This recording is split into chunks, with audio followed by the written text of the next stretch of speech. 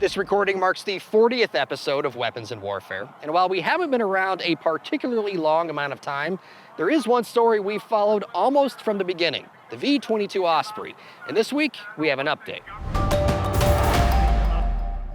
Since March 2022, the program saw 4 crashes and the loss of 20 American service members.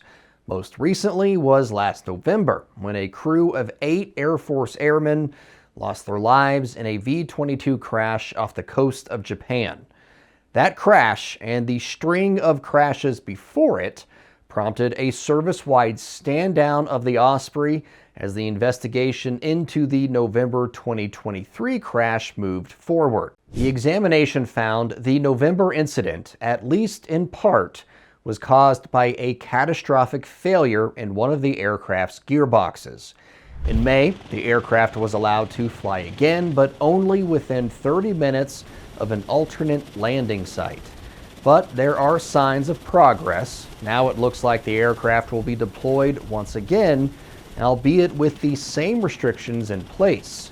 That's the word from the new commander of the Air Force Special Operations Command, Lieutenant General Michael Conley.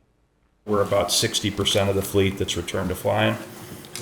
We've got about the same number of aircrew that are returned fully. We've had a crawl, walk, run where we've kind of pyramided this with. We had to get our instructors and evaluators requalified and back up to speed quickly. And then as they went through and became fully mission ready again, we trickled that down into co-pilots and the others in the squadron. While General Conley wouldn't say where the Ospreys would be deployed, he did confirm it would not be to Europe or the Indo-Pacific. Speaking at the Airspace and Cyber 2024 conference in September, he did say he was happy with the current status of the program.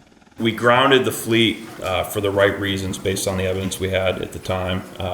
And during the grounding period, we just learned other things. I mean, we had the opportunity to reflect on the whole program, and what kept us grounded is not necessarily what got us grounded in the first place. So as we've gone through, the whole program and looked at each aircraft specifically, gone through all the parts just to make sure the bookkeeping was tight, it's just taken time.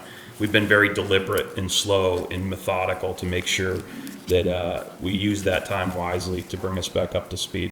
As one of a handful of aircraft that are used by more than one branch of service, Conley says the stand-down also provided an opportunity to build on those inter-service relationships as everyone involved worked to get the V-22s back in the air.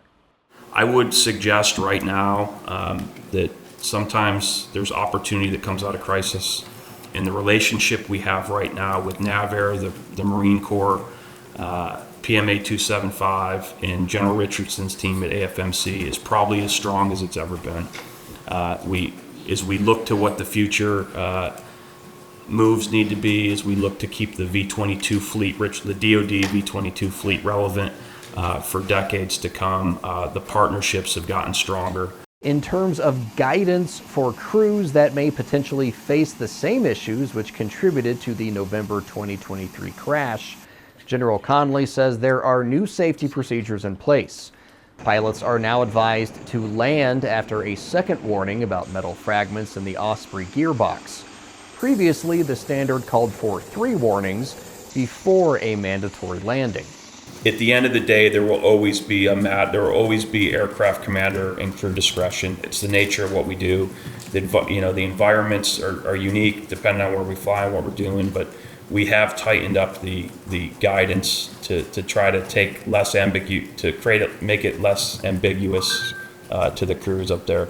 In June, the U.S. Naval Air Systems Command Chief told a congressional hearing the Osprey won't return to full flight status until sometime in 2025.